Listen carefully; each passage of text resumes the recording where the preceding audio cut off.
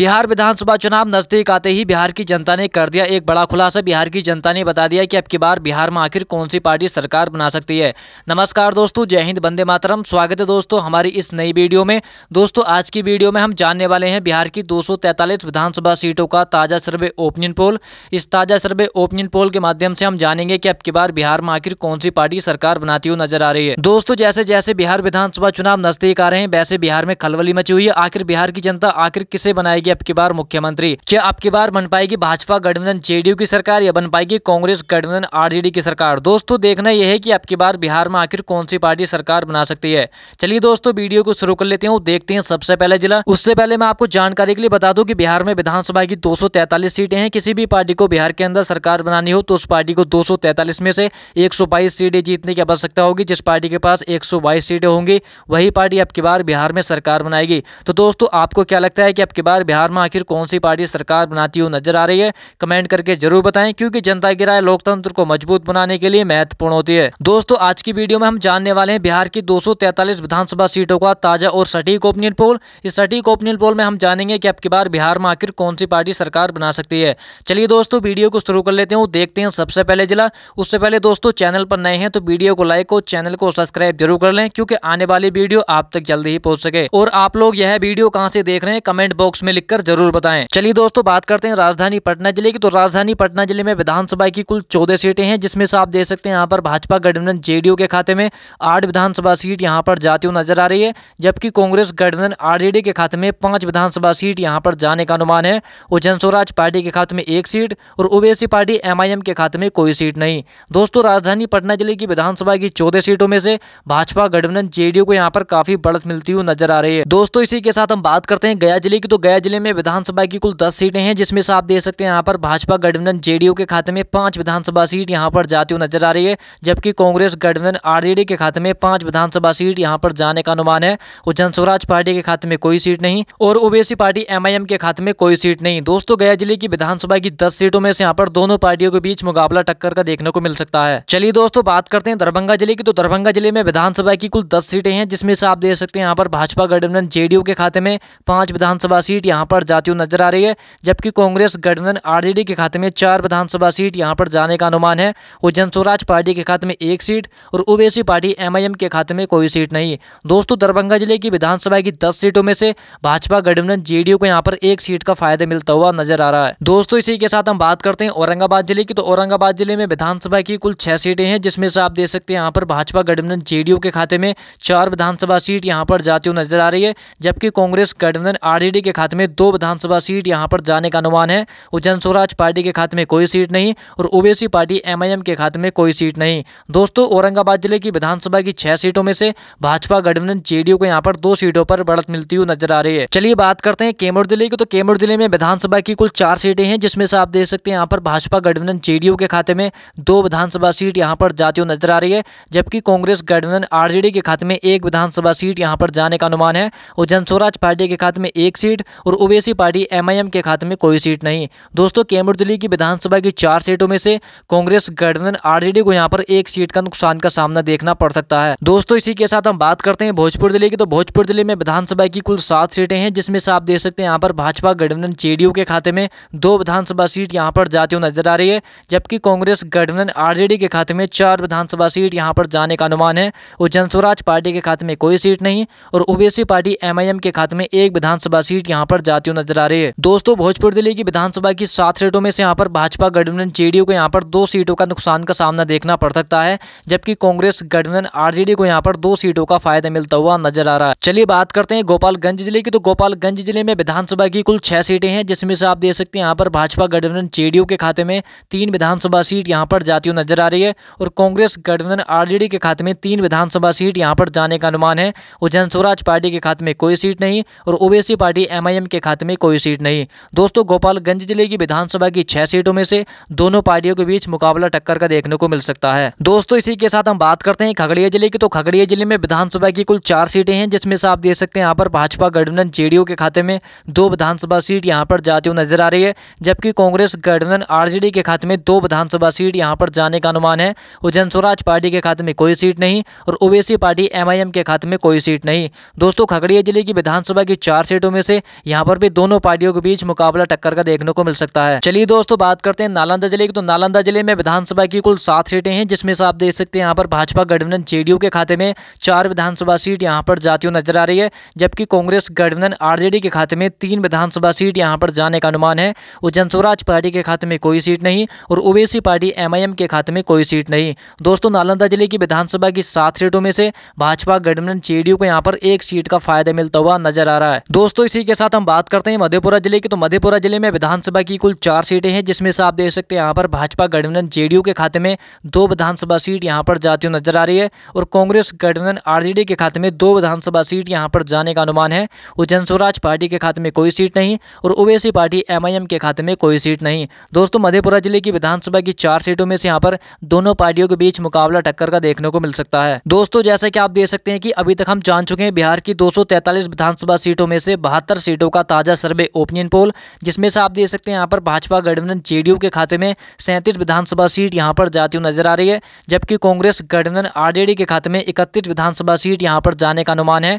और जनस्वराज पार्टी के खाते में 3 सीट और ओवैसी पार्टी एमआईएम के खाते में 1 विधानसभा सीट यहाँ पर जाती हुई नजर आ रही है। दोस्तों पूरी वीडियो में अवश्य बने रहें, आपको इस वीडियो में पता चलेगा कि अब की बार बिहार में आखिर कौन सी पार्टी सरकार बना सकती है, आखिर किस पार्टी को अब की बार फायदा मिलता हुआ नजर आ रहा है और कौन सी पार्टी को अब की बार नुकसान का सामना देखना पड़ सकता है। दोस्तों इसी के साथ हम बात करते हैं बेगूसराय जिले की। तो बेगूसराय जिले में विधानसभा की कुल 7 सीटें हैं, जिसमें से आप देख सकते हैं यहाँ पर भाजपा गठबंधन जेडीयू के खाते में 2 विधानसभा सीट यहाँ पर जाती हुई नजर आ रही है, जबकि कांग्रेस गठबंधन आरजेडी के खाते में 3 विधानसभा सीट यहाँ पर जाने का अनुमान है। और जनस्वराज पार्टी के खाते में 1 सीट और ओवैसी पार्टी एमआईएम के खाते में 1 विधानसभा सीट यहाँ पर जाती हुई नजर आ रही है। बेगूसराय जिले की विधानसभा की 7 सीटों में से यहाँ पर भाजपा गठबंधन जेडीयू को यहाँ पर 1 सीट का नुकसान का सामना देखना पड़ सकता है, जबकि कांग्रेस गठबंधन आरजेडी को यहाँ पर 1 सीट का फायदा मिलता हुआ नजर आ रहा है। दोस्तों इसी के साथ हम बात करते हैं मधुबनी जिले की। तो मधुबनी जिले में विधानसभा की कुल 10 सीटें हैं, जिसमें से आप देख सकते हैं यहाँ पर भाजपा गठबंधन जेडीयू के खाते में 4 विधानसभा सीट यहाँ पर जाती हुई नजर आ रही है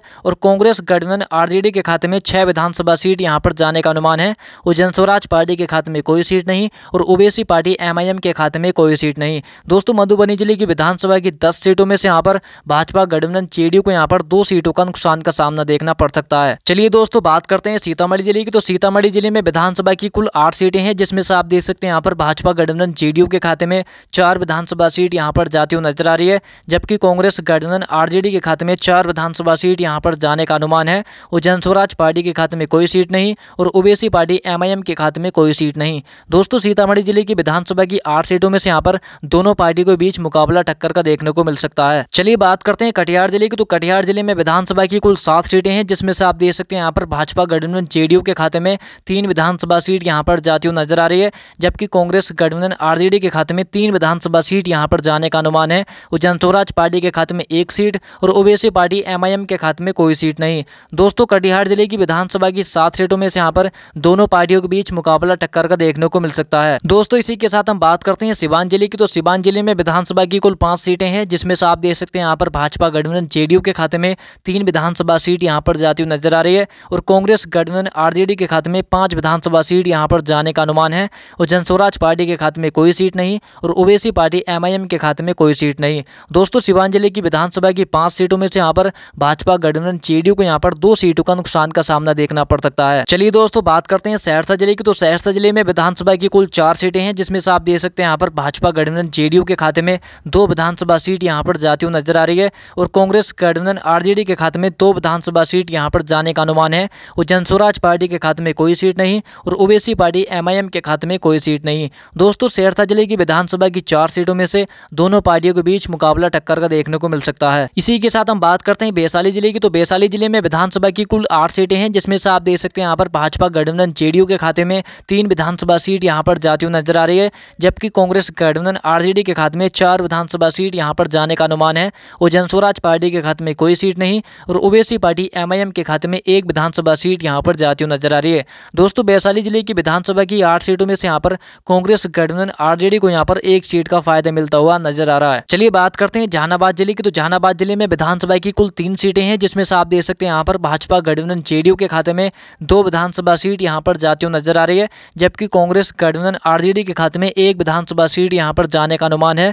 और जनस्वराज पार्टी के खाते में कोई सीट नहीं और ओवैसी पार्टी एमआईएम के खाते में कोई सीट नहीं। दोस्तों इसी के साथ हम बात करते हैं नवादा जिले की, तो नवादा जिले में विधानसभा की कुल 5 सीटें हैं, जिसमें से आप देख सकते हैं यहाँ पर भाजपा गठबंधन जेडीयू के खाते में 2 विधानसभा सीट यहाँ पर जाती हुई नजर आ रही है, जबकि कांग्रेस गठबंधन आरजेडी के खाते में 2 विधानसभा सीट यहाँ पर जाने का अनुमान है और जनस्वराज पार्टी के खाते में 1 सीट और ओबीसी पार्टी एमआईएम के खाते में कोई सीट नहीं। दोस्तों नवादा जिले की विधानसभा की 5 सीटों में से यहाँ पर दोनों पार्टियों के बीच मुकाबला टक्कर का देखने को मिल सकता है। दोस्तों इसी के साथ हम बात करते हैं भागलपुर जिले की, तो भागलपुर जिले में विधानसभा की कुल 7 सीटें हैं, जिसमें से आप देख सकते हैं यहाँ पर भाजपा गठबंधन जेडीयू के खाते में 3 विधानसभा सीट यहाँ पर जाती हुई नजर आ रही है, जबकि कांग्रेस गठबंधन आरजेडी के खाते में 3 विधानसभा सीट यहाँ पर जाने का अनुमान है और जनस्वराज पार्टी के खाते में कोई सीट नहीं और ओबीसी पार्टी एमआईएम के खाते में 1 विधानसभा सीट यहाँ पर जाती हुई नजर आ रही है। दोस्तों भागलपुर जिले की विधानसभा की 7 सीटों में से दोनों पार्टियों के बीच मुकाबला टक्कर का देखने को मिल सकता है। दोस्तों इसी के साथ हम बात करते हैं जमुई जिले की, तो जमुई जिले में विधानसभा की कुल 4 सीटें हैं, जिसमें से आप देख सकते हैं यहाँ पर भाजपा गठबंधन जेडीयू के खाते में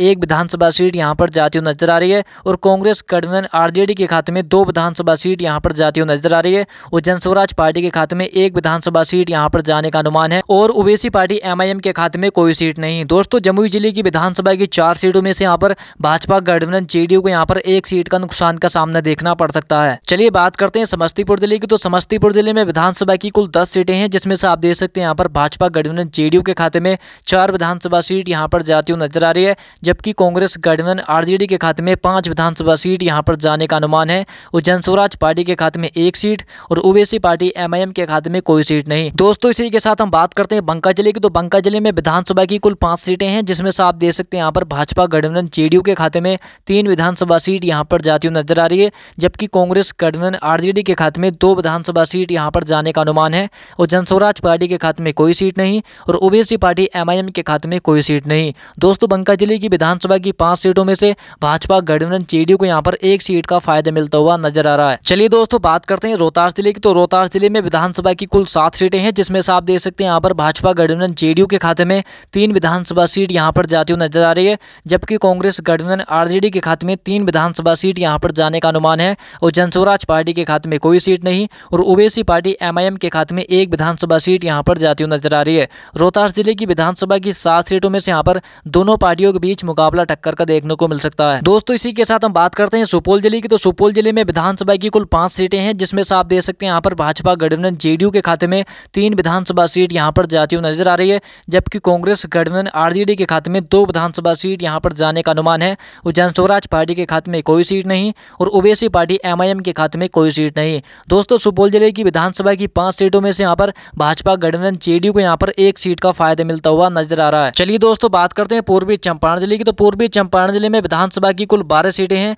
जिसमें से आप देख सकते हैं यहाँ पर भाजपा गठबंधन जेडीयू के खाते में 3 विधानसभा सीट यहाँ पर जाती हुई नजर आ रही है, जबकि कांग्रेस गठबंधन आरजेडी के खाते में 8 विधानसभा सीट यहाँ पर जाने का अनुमान है और जनस्वराज पार्टी के खाते में 1 सीट और ओबीसी पार्टी एमआईएम के खाते में कोई सीट नहीं। दोस्तों पूर्वी चंपारण जिले की विधानसभा की 12 सीटों में से भाजपा गठबंधन जेडीयू को यहाँ पर काफी नुकसान का सामना देखना पड़ सकता है। दोस्तों इसी के साथ हम बात करते हैं अररिया जिले की, तो अररिया जिले में विधानसभा की कुल 6 सीटें हैं, जिसमें से आप देख सकते हैं यहाँ पर भाजपा गठबंधन जेडीयू के खाते में 2 विधानसभा सीट यहाँ पर जाती हुई नजर आ रही है, जबकि कांग्रेस गठबंधन आरजेडी के खाते में 4 विधानसभा सीट यहाँ पर जाने का अनुमान है और जनस्वराज पार्टी के खाते में कोई सीट नहीं और ओबीसी पार्टी एमआईएम के खाते में कोई सीट नहीं। दोस्तों अररिया जिले की विधानसभा की 6 सीटों में से भाजपा गठबंधन जेडीयू को यहाँ पर 2 सीटों का नुकसान का सामना देखना पड़ सकता है। दोस्तों जैसा कि आप देख सकते हैं कि अभी तक हम जान चुके हैं बिहार की 243 विधानसभा सीटों में से 188 सीटों का ताजा सर्वे ओपिनियन पोल, जिसमें से आप देख सकते हैं यहाँ पर भाजपा गठबंधन जेडीयू के खाते में 84 विधानसभा सीट यहाँ पर जाती हुई नजर आ रही है,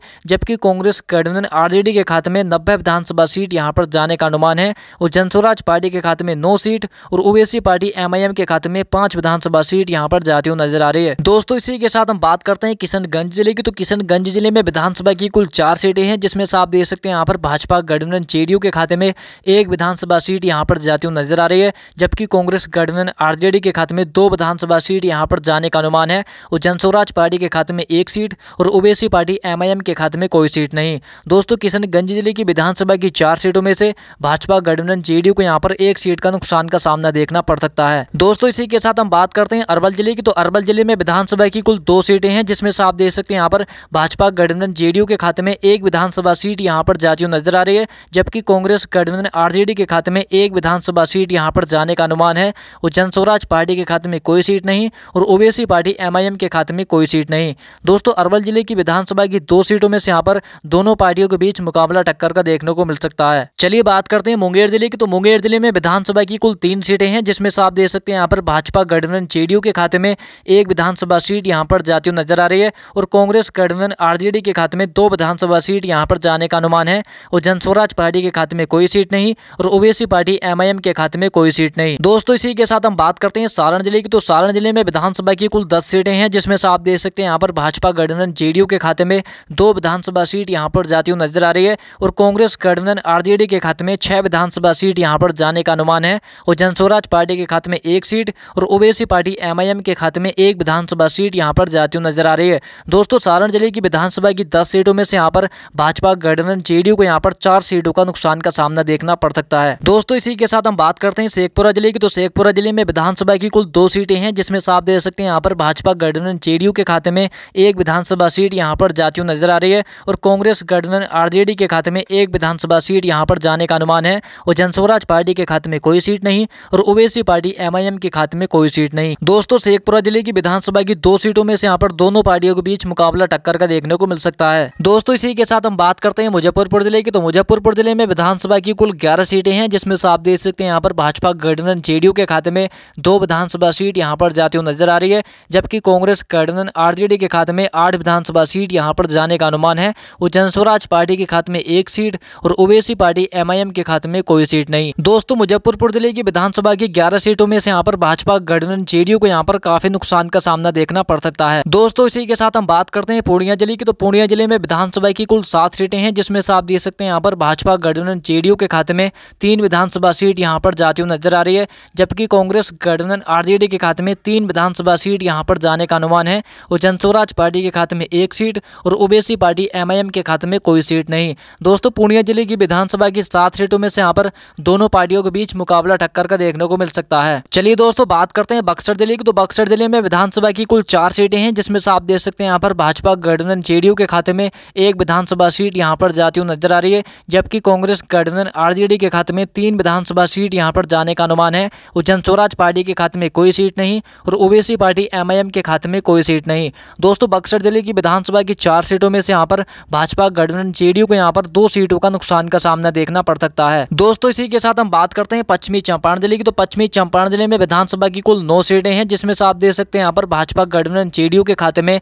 2 विधानसभा सीट यहाँ पर जाती हुई नजर आ रही है, जबकि कांग्रेस गठबंधन RJD के खाते में 7 विधानसभा सीट यहाँ पर जाने का अनुमान है और जनस्वराज पार्टी के खाते में कोई सीट नहीं और ओवैसी पार्टी MIM के खाते में कोई सीट नहीं। दोस्तों पश्चिमी चंपारण जिले की विधानसभा की 9 सीटों में से भाजपा गठबंधन JDU को यहाँ पर काफी नुकसान का सामना देखना पड़ सकता है, जबकि कांग्रेस गठबंधन RJD को यहाँ पर काफी बढ़त मिलती हुई नजर आ रही है। चलिए बात करते हैं शिवहर जिले की। तो शिवहर जिले में विधानसभा की कुल 1 सीट है, वो 1 सीट कांग्रेस गठबंधन RJD के खाते में जाती हुई नजर आ रही है, जबकि भाजपा गठबंधन JDU को यहाँ पर काफी नुकसान का सामना देखना पड़ सकता है। जनस्वराज पार्टी के खाते में कोई सीट नहीं और ओवैसी पार्टी MIM के खाते में कोई सीट नहीं। दोस्तों इसी के साथ हम बात करते हैं लखीसराय जिले की। तो लखीसराय जिले में विधानसभा की कुल 2 सीटें हैं, जिसमें से आप देख सकते हैं यहाँ पर भाजपा गठबंधन JDU के खाते में कोई सीट नहीं और कांग्रेस गठबंधन RJD के खाते में 2 विधानसभा सीट यहाँ पर जाती हुई नजर आ रही है और जनस्वराज पार्टी के खाते में कोई सीट नहीं और ओवैसी पार्टी MIM के खाते में कोई सीट नहीं। दोस्तों लखीसराय जिले की विधानसभा की 2 सीटों में से भाजपा गठबंधन JDU को यहाँ पर काफी नुकसान का सामना देखना पड़ सकता है। दोस्तों हम जान चुके हैं बिहार की 243 विधानसभा सीटों का ताजा सटीक ओपिनियन पोल, जिसमें से आप देख सकते हैं यहाँ पर भाजपा गठबंधन JDU के खाते में 98 विधानसभा सीट यहाँ पर जाती हुई नजर आ रही है, जबकि कांग्रेस गठबंधन RJD के खाते में 126 विधानसभा सीट यहाँ पर जाने का अनुमान है और जनस्वराज पार्टी के खाते में 13 सीट और ओवैसी पार्टी MIM के खाते में 6 विधानसभा सीट यहाँ पर जाती हुई नजर आ रही है। दोस्तों मैंने आपको पहले ही बता दिया था कि बिहार में विधानसभा की 243 सीटें हैं। किसी भी पार्टी को बिहार के अंदर सरकार बनानी हो तो उस पार्टी को 243 में से 122 सीटें जीतने की आवश्यकता होगी। जिस पार्टी के पास 122 सीटें होंगी वही पार्टी अब की बार बिहार में सरकार बनाएगी। तो दोस्तों आपको क्या लगता है कि अब की बार बिहार में आखिर कौन सी पार्टी सरकार बना सकती है? कमेंट करके जरूर बताएं, क्योंकि जनता की राय लोकतंत्र को मजबूत बनाने के लिए महत्वपूर्ण होती है। दोस्तों वीडियो पसंद आई तो वीडियो को लाइक और चैनल को सब्सक्राइब जरूर कर लें, क्योंकि आने वाली वीडियो आप तक जल्दी ही पहुंच सके। और आप लोग यह वीडियो कहां से देख रहे हैं हमें कमेंट बॉक्स में लिखकर जरूर बताएं। मिलते हैं नेक्स्ट वीडियो में, जब तक के लिए धन्यवाद।